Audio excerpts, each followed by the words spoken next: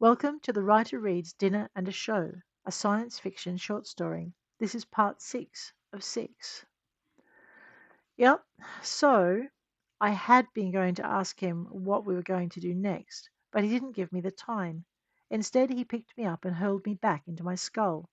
Stay there, he ordered, bouncing through, presumably on his way to his own. Shortly after, Rowan and Cascade did the same. Where's Delight? I asked. She said she'd meet us on board the Shady, Rowan replied as he vanished. Now that I was back in my own body, I was aware of the pressure being exerted on the shuttle from the tractor and recalled the criss-cross web visible in the craft's sensors. They cut the engines, I realized, and Mack replied from the other side of the aisle. Standard procedure, he told me. And they didn't hit it with any EMP beforehand, just hacked their way in. They did? I hadn't been aware of that, but given the amount of hostile Arak coding we'd been facing, that probably wasn't a surprise. Yep, they knew exactly where to go. He sighed. Delight corroborates your theory, by the way. Odyssey have sent a couple of squads down to the landing field. For Calesti, it was probably a business deal with Exarch. No hard feelings, you know the drill. I snorted. I knew the drill all right. Someone, somewhere, was as corrupt as all hell, and Odyssey were probably going to dig them out as well. They might be providing us compensation for suggesting a compromised world, but I figured they owed us more for using us as bait in the first place, because there was no way they couldn't have known. Easy, girl, Mac told me. You can't know that for sure. Oh, I couldn't. When I got back aboard the silver flared around us and Tens pulled us onto the Shady's teleport deck. Punch it, he ordered as we hit the mats. Mac was rolling to his feet as Tens's body vanished in a flare of silver.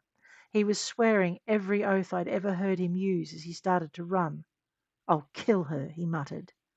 I hauled myself to my feet and raced after him.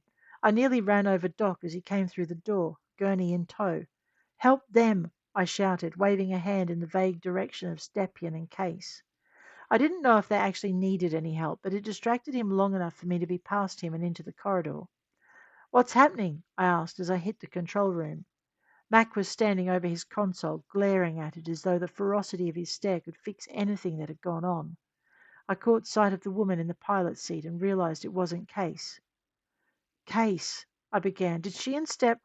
Yes, Mac growled, but only just. And did they get, I frowned, whatever it was they were hunting? Yep. And, I prodded, and he sank into his seat. Let's just say we can cross Calesti off as one of those places we can go for R&R, at least for a while.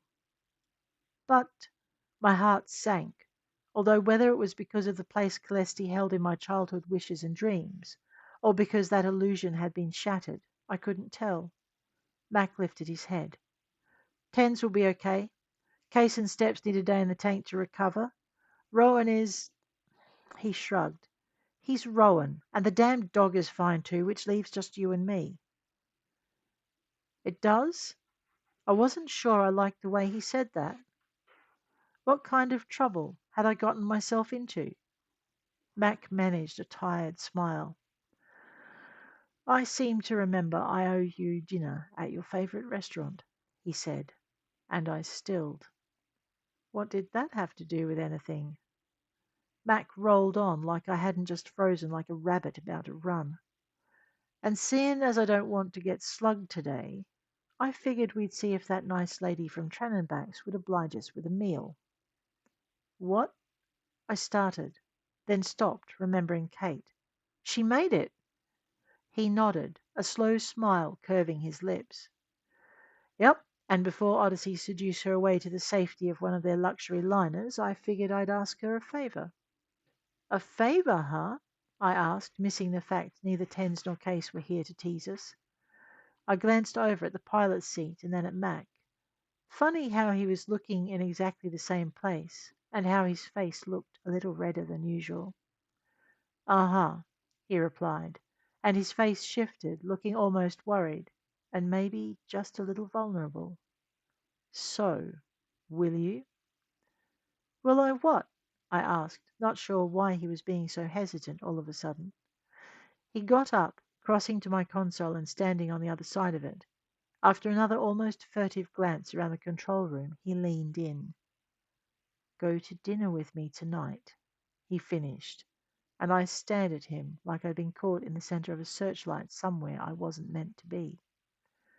"It's not that bad," he told me as someone behind him sputtered. He ignored them, and I did too. I couldn't believe he'd asked.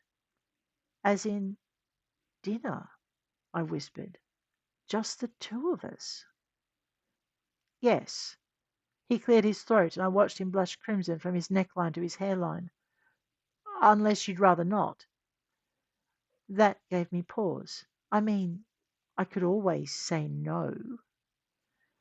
"I'm really hoping you don't." His words echoed softly through my implant, and I sighed.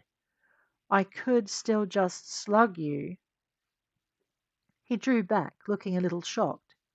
"Do you really want to?" That, and the fact I actually didn't, for a change, made me laugh. "And what, miss a dinner from a Trennerbach chef?" I asked. "Hell no." He rolled his eyes. "And they say the way to a man's heart is through his stomach," he grumbled, making it my turn to blush. I slid out of my seat, coming around the console as he came to grips with the fact I'd actually agreed. It might have been awkward, but he was still enough in my head I could sense the bounce of happiness that went through his skull.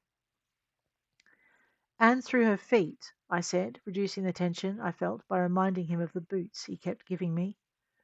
That made him smile, and he offered me his arm. "Now how could I forget that?" he asked, making me hope he never did.